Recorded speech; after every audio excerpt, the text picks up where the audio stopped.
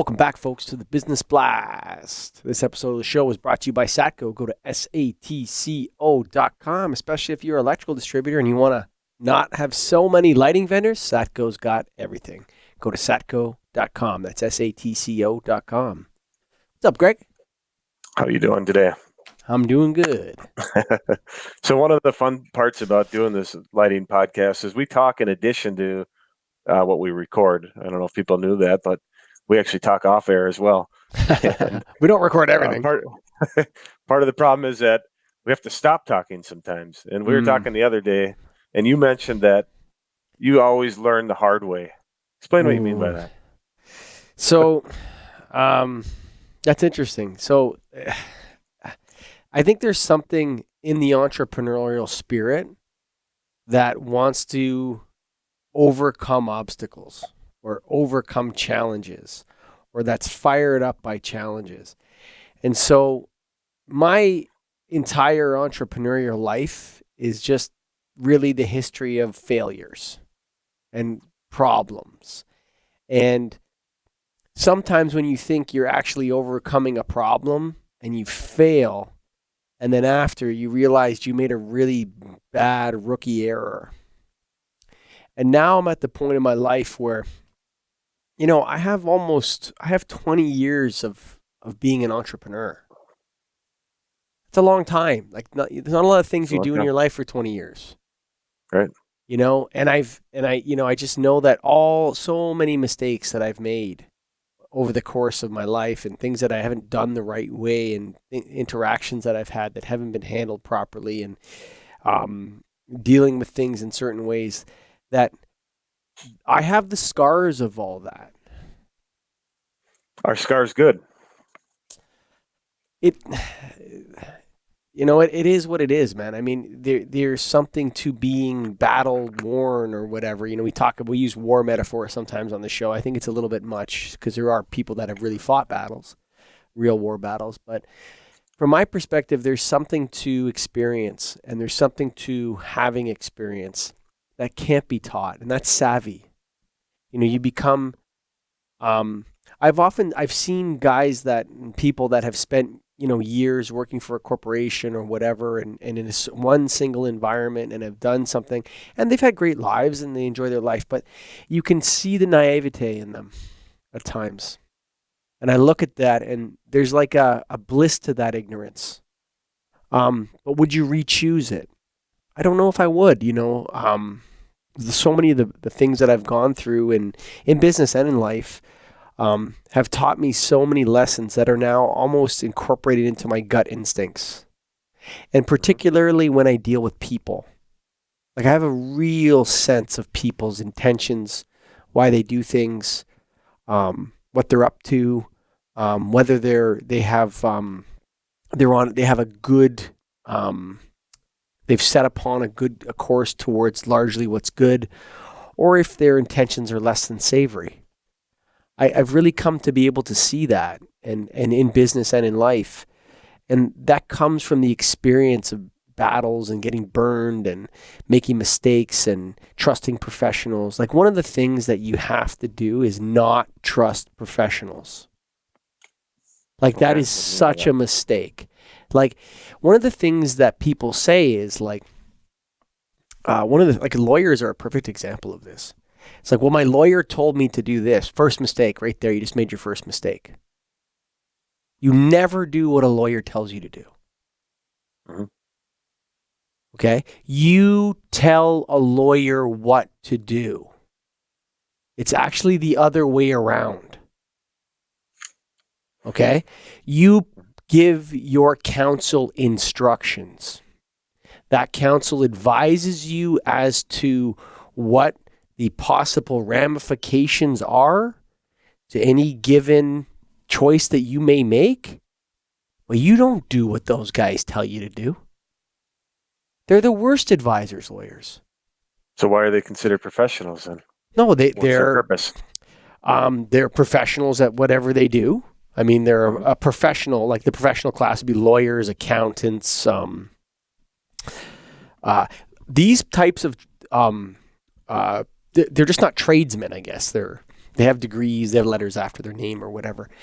But they're not the people that you want to, whose counsel, they don't instruct you, you instruct them. They may advise you this or that or the next thing, but the idea, my accountant told me to do this, big mistake. I've had nothing but mistakes from doing what my accountant tells me to do. Things got a lot better when I started telling my accountant what to do. Things started getting a lot better when I listened to the advice of my lawyer and said, this is what your instructions are now. Oh, I don't like your instructions. Then fire me as a client. I don't really care if you like my instructions or not. This is what we're going to do. I can't do that in my professional capacity. Then fire me as a client. I don't care if you don't like it. This is what we're doing. This is in my best interests. Oh, that's not how it works. That's how it works with me. You know? And yeah, I mean, there's tax codes and obviously, I don't bend the rule. I don't break the rules of the CRA, kind of revenue agency, of the IRS in the States or anything like that. That's not what I'm talking about. I'm talking about structures. I'm talking about bean counter bullshit. I'm talking about lawyers who are scared of the judge. What are you scared of, man? You know how many times, like in the past 2-3 years, I've called lawyers bluffs, and it turns out that they've never actually been to court?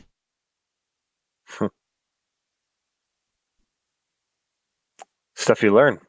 Yeah. So when you talk about learning the hard way, this is taking time. This is where you're at now 20 years later. Oh, I used to listen to lawyers and this and that, and nothing would get solved, and the lawyer got paid and, whatever. Listen, your interests are your interests, and they're your responsibility, and your lawyer has his interests. Actually, sometimes the professionals that are closest to you are your worst enemies, because those are the people that you're signing agreements. Like, you ever read one of those documents your accountant gets you to sign every year? No. Nobody ever reads them. But basically, the accountant is saying, yeah, I take no responsibility for any of this stuff, but here you go. Mm-hmm. Right? Sign it. Pay me. Yeah, sign it. It's like, why am I signing this? So you want to get into relationships where, so I've been burned by lawyers, and you just learn over the years of business that, you learn by, that's hot, don't touch it. It's how humans learn. And this idea that you can go to a school and learn about entrepreneurship, I don't know. The government can create entrepreneurs. Like, oh yeah, we need to create more entrepreneurs. Oh yeah, how are you gonna do that, pal? Give people free money. Yeah, I never heard that one before. That's always what it comes down to. Giving people money for free, for nothing. And then we're gonna set up a panel of experts. God. To choose the winner. It's like, screw off. So, I mean, that's what all the lessons I've learned in my life, I've had to learn the hard way. And that's, to me, that was the only way. Now, that's not true. I had my father to mentor me, and he showed me a lot of things, and I had other people in my lives that I learned things from.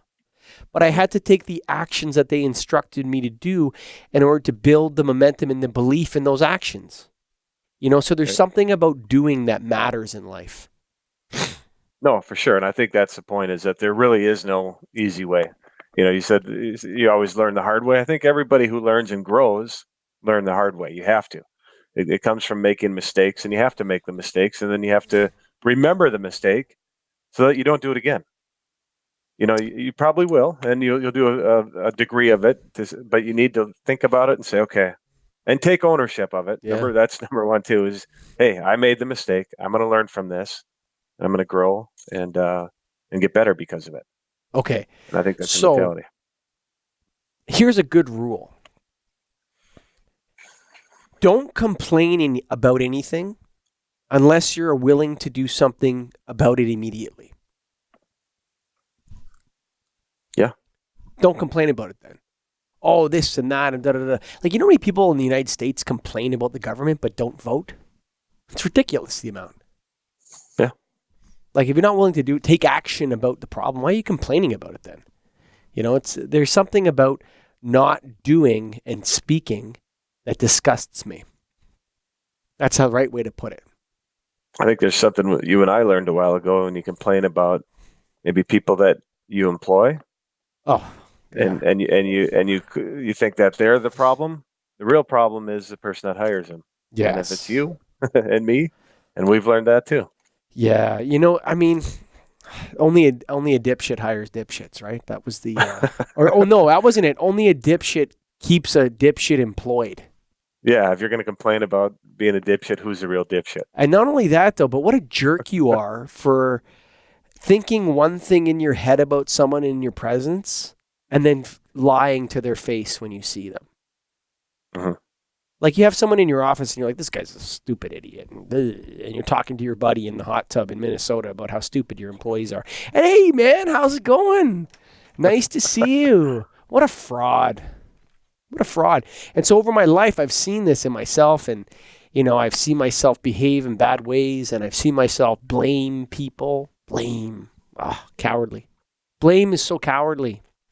Mm-hmm. A leader takes responsibility for his actions. A leader takes responsibility for the actions of his team. That's what a leader does. And as soon as you see somebody blaming or looking for excuses or trying to put lawyers or paper, I got the paper. It's like, get the paper out of here. I'm not afraid of a piece of paper. You look me in the eye and you tell me the truth. What happened? Right. And so when you're in those situations with people, and I'm actually getting better and better and better at that, because the second you take responsibility for yourself, the second you realize, all of a sudden things become clearer and clearer and clearer and clearer. And I was just interviewing a guy on my podcast, and he was talking about everybody needs their own North Star. And I thought that's a good metaphor for it. It's like, what are you going for? Make it integrity. If it's integrity, you probably won't have any other problems anywhere else. Make that goal to have the maximum amount of integrity you can possibly have. And, right now in politics, we need people of integrity. That's what we need. We don't need narcissistic, egotistical narcissists. We just had an election in Canada, and the egotistical narcissist got reelected. It's disgusting. We need people of integrity. People of integrity. This guy's going around, anyway, I could go on and on about Canadian politics, but this guy's going around telling everybody about women's rights and minority rights and all this, and turns out the guy's dressed up in blackface. Like, come on, dude. I mean, not that I care about what anyone did 10 years ago, but certainly the hypocritical error has been exposed. And so I think that as leaders and in business, in entrepreneurship, that's where you get the opportunity to test your mettle. That's when you get the opportunity to face off against other people in the business world and really see what you have. Can you get paid? Can you offer value to people? Can people trust you? Do you keep your word? These things, very important. Folks, this has been the Business Blast on Ted Mag. Hey, go to satco.com, especially if you're an electrical distributor. They got everything there. Legacy, all the LED stuff, fixtures, lamps. Satco.com, SATCO.com.